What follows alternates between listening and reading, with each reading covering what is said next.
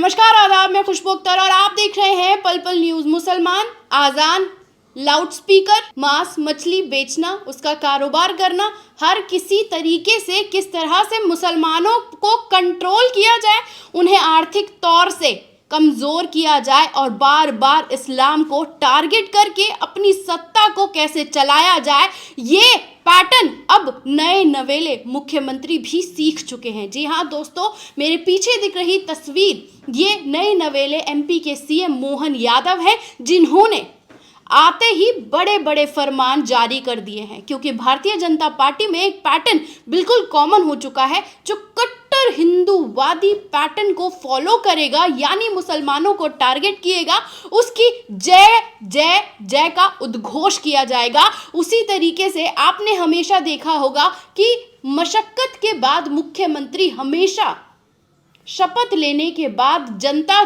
के फैसलों को लेता है, उसके साथ साथ वो अपने प्रदेश की तरक्की के बारे में सोचता है। लेकिन हमारे नए नए बने मुख्यमंत्री ने फैसला लिया है कि बाहर बिकने वाला मांस मछली पर बैन लगेगा। साथ ही साथ मुसलमानों को टारगेट करने के लिए लाउडस्पीकर के भी बैन करने का ऐलान कर दिया गया है। और इस ऐलान के बीच ये भी कर दिया गया है कि राम मंदिर को लेकर जो दर्शन करना चाहता है उनके लिए स्वागत रहेगा और वो सारे इंतजाम सरकार देखेगी। और उसके बाद हर कोई योगी आदित्यनाथ बन जाना चाहता है, ताकि नरेंद्र मोदी जो हमारे प्रधानमंत्री हैं, उनकी कट्टर आइडियोलॉजी को फॉलो करके हीरो बन सके सत्ता के भीतर। क्योंकि सत्ता के भीतर जो जिस तरह का उधेड़ बुन चल रहा है, वो आपने बीते 10 दिनों में देख लिया कि प्रधानमंत्री के चुटकियों में किस तरीके से मामा को मामू बना दिया गया और राजस्थान की भी सत्ता को पूरी तरीके से बदल कर रख दिया। अब उसके बारे में बात इसलिए नहीं होगी क्योंकि राजस्थान में सरकार का अब जाना ज़रूरी था, क्योंकि 710 मिलियन डॉलर का निवेश अडानी राजस्थान में अपनी कंपनियों को लगाकर करने वाले हैं। अगर कांग्रेस होती तो ये बात पूरी तरीके से विफल हो जाती, इसलिए ऐसा मुख्यमंत्री वहां लाना जरूरी था जहां पर वो अपनी मनमानी कर सकें।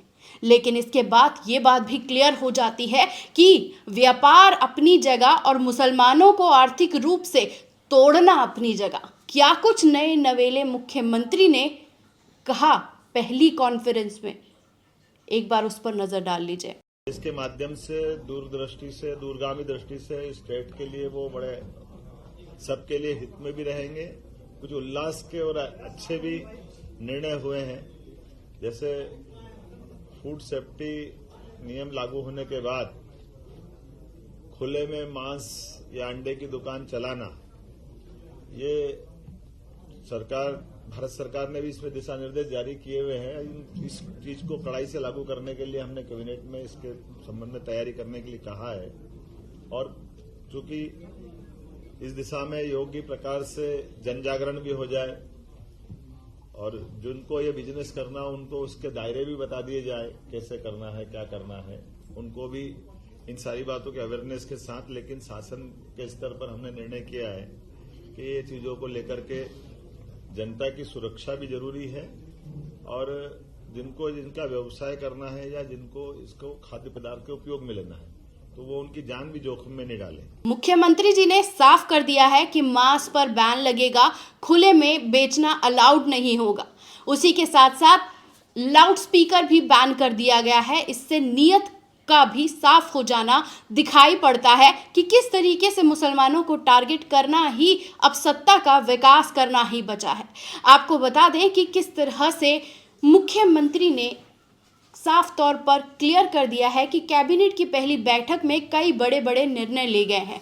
उन्होंने बताया कि खुले में मांस अंडा की दुकान चलाने वालों को लेकर भारतीय सरकार ने भी बड़े बड़े निर्देश लिए हैं। उन्हीं निर्देशों को फॉलो करते हुए और सख्ती से मध्य प्रदेश में आम नागरिक जो व्यापार करते हैं अपना, उनके ऊपर सख्ती बरसी जाएगी और उनको और भी ज़्यादा नकेल कस दी जाएगी अगर किसी ने बेचने की कोशिश की तो।